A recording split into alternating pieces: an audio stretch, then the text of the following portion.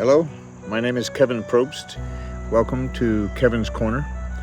This is the 11th day of September in 2025. On this day, we commemorate what happened 24 years ago to the Twin Towers in New York City. It was a very dark day for America. Yesterday was another dark day for America as we witnessed the assassination of Charlie Kirk. A dark cloud of sorrow and anger descended over the American landscape on September 10, when Americans were shocked by the brutal assassination of one of their finest.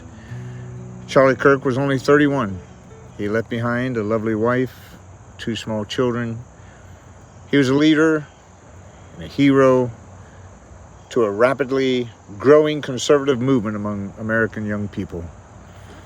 He was outspoken about his conservative and biblical views. What he was able to accomplish in a short life was nothing short of miraculous, and what he might have become will never be known. But Charlie Kirk's life was a reflection of the words of Christ found in Matthew chapter 5. You are the light of the world. A city situated on a hill cannot be hidden. No one lights a lamp, puts it under a basket, but rather on a lampstand, and it gives light for all who are in the house. And in the same way, let your light shine before others, so that they may see your good works and give glory to your Father in heaven. Charlie Kirk was unashamed of the gospel of Jesus Christ.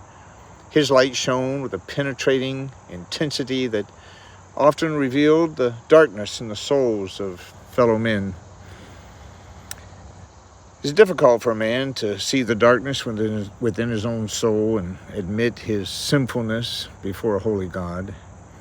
Some men will ignore it, while others will deny what that light is revealing. Some men will rise up in anger when the light illumines the muck and the slime that have corrupted their evil hearts. Such was the case with the assassin of Charlie Kirk. The assassin's illusion was that he could snuff out that light that had exposed his soul by snuffing out the life of Charlie Kirk, the source of that light. But Charlie Kirk was only a messenger. The real source of that light is Christ himself. The assassin must now be confronted with the fact that the light of truth shines forth from another source, and his light can never be dimmed. There seems to be a mistaken concept among Christians that the virtue of all virtues is tolerance. They are to be bold in proclaiming God's truth to those who are lost, as Charlie Kirk was. We certainly do allow for others to believe as they may, make their own choices, but we must not deny others the opportunity to avail themselves of the redeeming truth of God's grace. And in our fear of what others may think of us, our fear of rejection, we hide behind a shield of tolerance.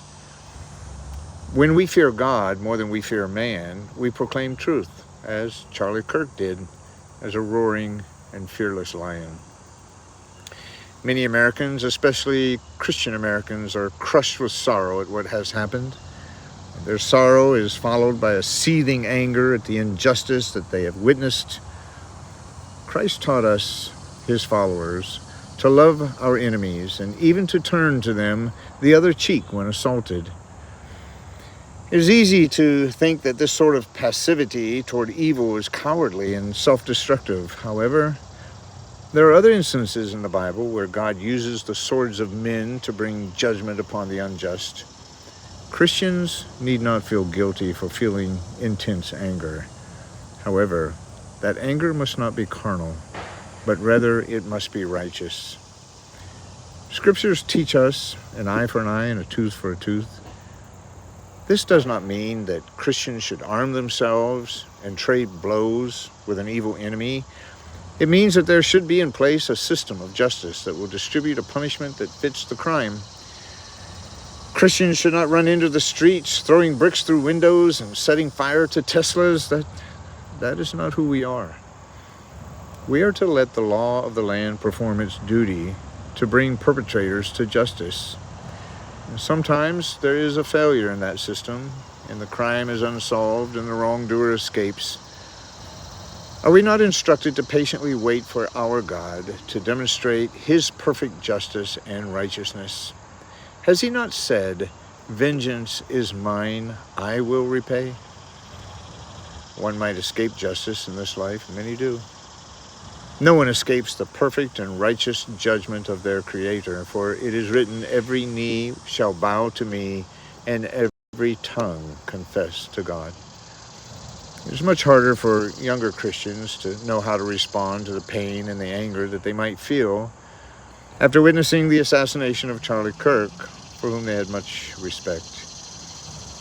They have not yet filled their library with the knowledge acquired from a multitude of experiences and observations made through many years of hard living.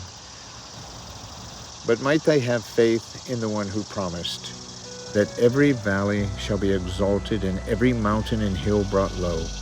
The crooked places shall be made straight and the rough places smooth. In moments of confusion and hurt and anger, know that there is a sovereign God who will make everything right in his own way, in his own time. Thank you for sharing time with me at Kevin's Corner. Please like, and if you think this video is helpful to you and might be helpful to someone else, please share. And subscribe to Kevin's Corner at no cost. Until next time, be strong and very courageous.